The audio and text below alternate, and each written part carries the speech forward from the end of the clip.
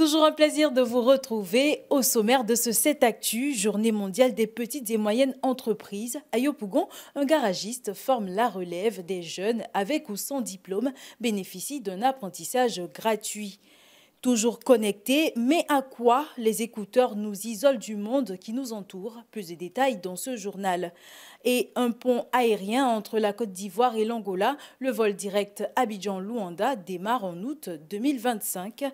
Voici pour les titres, bienvenue dans cette édition. Comme annoncé dans le sommaire, le 26 juin 2025 rime avec PME, c'est la journée mondiale. Et à Yopougon, une petite entreprise mécanique fait plus que réparer des moteurs.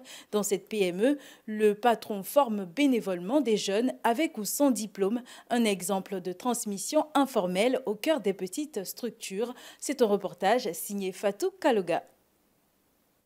Dans le garage Saint-Michel à Gahange à Yopougon, Djebi Landry rejoint ses apprentis garagistes pour une nouvelle journée. Ici, pas de grands discours ni de méthode officielle, mais on apprend par le geste, par la répétition. Une école sans tableau, mais riche de transmission. C'est-à-dire que j'étais là, puis je me voyais dans 5 ans être chef d'entreprise, dans 10 ans diriger une entreprise.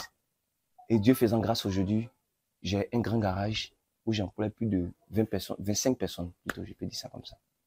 Je fais la peinture, la climatisation, la tôlerie et la mécanique. Moi-même, je suis mécanicien général. Quand j'ai fini ma formation, dans les années 2012, je suis sorti avec un CAP. Un peu, 2, 3 au quartier. J'arrivais déjà à dépanner les tontons du quartier. J'ai transformé même la cité en un garage. Une chose caractérise son entreprise, le défi des stéréotypes de genre dans un milieu traditionnellement masculin. Et c'est Zénab, l'une des apprentis qui incarne ce changement. Cela fait 8 mois qu'elle a rejoint l'équipe. Il nous montre tout ce qui est il faut qu'on connaisse dans la mécanique.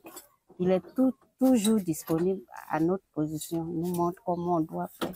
En tout cas, tout le monde travaille, même chose. Il n'y a pas pour dire, il y a travail des femmes, travail des garçons. Il n'y en a pas ici. Après cette formation, vraiment, je vais sortir mécanicienne. Issu lui-même d'un parcours technique, Djebi Landry a choisi de tendre la main bénévolement aux jeunes passionnés de mécanique. Il ne forme pas que des apprentis venant de centres reconnus, il accueille aussi des jeunes sans diplôme hors du système scolaire. Au total, 25 apprentis. Bon, je n'ai pas appris une formation, mais ma vie m'a pris, payer la clinique, je suis poli, je travaille bien. Donc c'est comme ça, il m'a envoyé ici. Mais quand il travaille, quand il y a les horaires, il me recouru et puis ça va. Aujourd'hui, grâce à lui, je maîtrise beaucoup de choses. Voilà. À la tête de sa petite entreprise, ce garagiste devenu mentor transmet chaque jour bien plus qu'un savoir-faire. Il transmet une confiance, une éthique et pour certains, une perspective d'avenir dans les petites et moyennes entreprises. Nous aborderons plus en détail la journée mondiale des petites et moyennes entreprises à 18h30 avec Patricia Zoundi Yao, présidente du mouvement des PME en Côte d'Ivoire. Entretien à suivre sur cette info et sur cetteinfo.ci. De la mécanique à l'écoute, il n'y a parfois qu'un pas ou plutôt qu'un fil. Notre quotidien est désormais rythmé par les écouteurs. Compagnons fidèles de nos journées, ils nous connectent à nos univers sonores. Mais à quel prix? Ne sommes-nous pas en train de nous déconnecter du monde réel? Élément de réponse dans ce reportage signé Lucien Aoussi avec un commentaire de Zénab Goumbri. Dans nos rues, ils sont de plus en plus nombreux à marcher, courir ou se déplacer avec des écouteurs vissés aux oreilles. Pour une grande partie de la jeunesse, ces accessoires sont devenus des compagnons inséparables du quotidien. Mais derrière cette habitude, en apparence anodine, se cachent des réalités diverses. Besoin de solitude, quête d'évasion, insouciance face au danger ou encore simple effet de mode. Généralement, on voit les jeunes le faire. Voilà, par-ci, par-là, même au sein de l'université. Bon, c'est devenu une sorte de mode.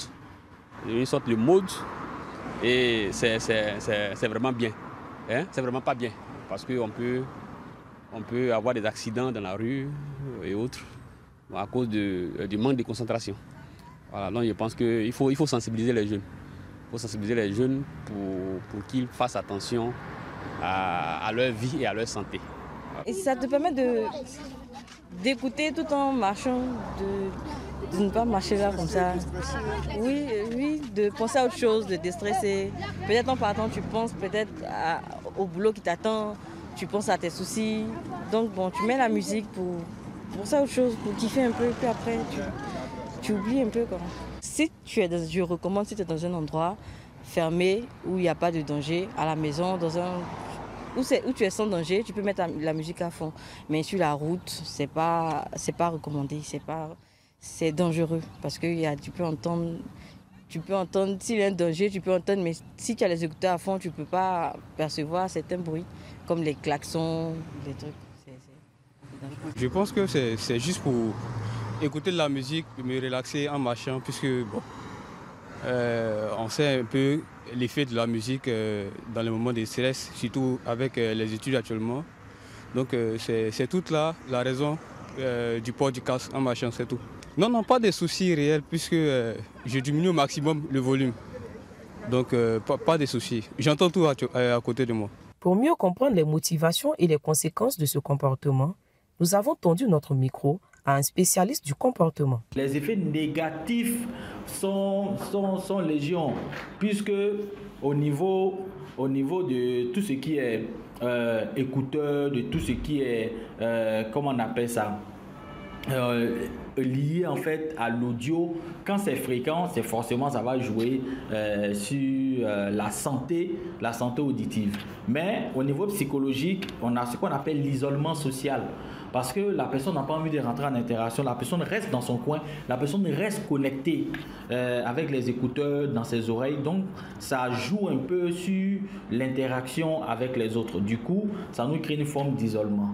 Désormais discrets, voire invisibles grâce aux technologies sans fil, ces objets révèlent un profond changement dans la manière dont les jeunes interagissent ou se coupent de leur environnement.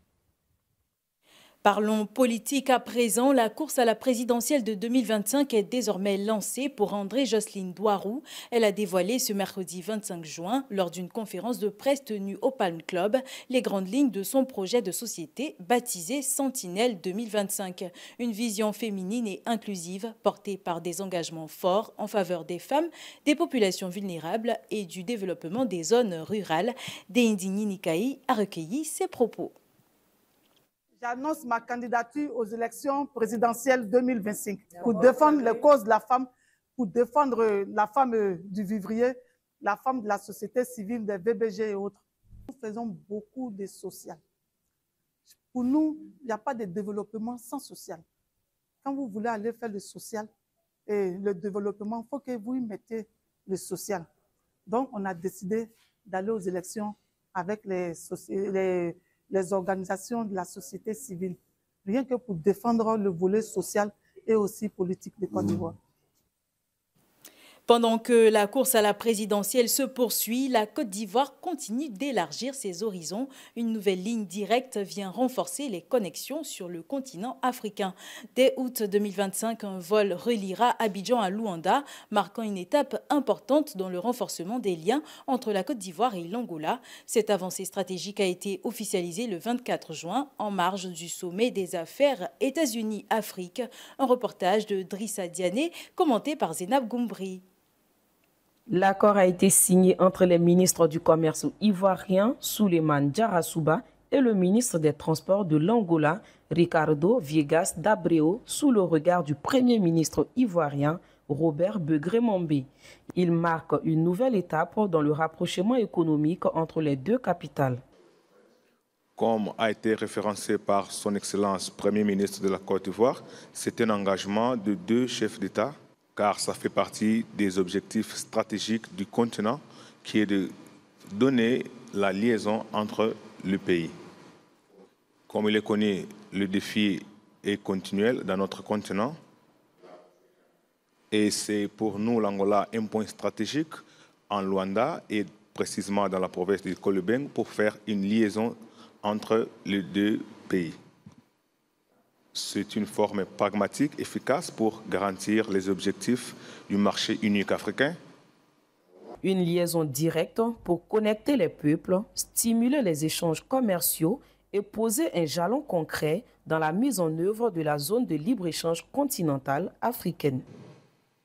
Cette signature est la manifestation de la volonté de nos deux présidents qui se sont engagés à offrir à nos deux pays un cadre de coopération efficace opérationnelle et dynamique.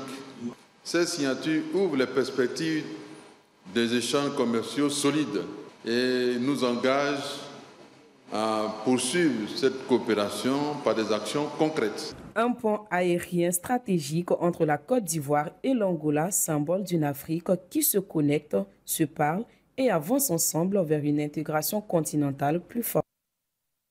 C'est la fin de ce 7 Actu. C'est toujours un plaisir de vous informer. Merci pour votre attention et très bonne suite de programme sur cette info.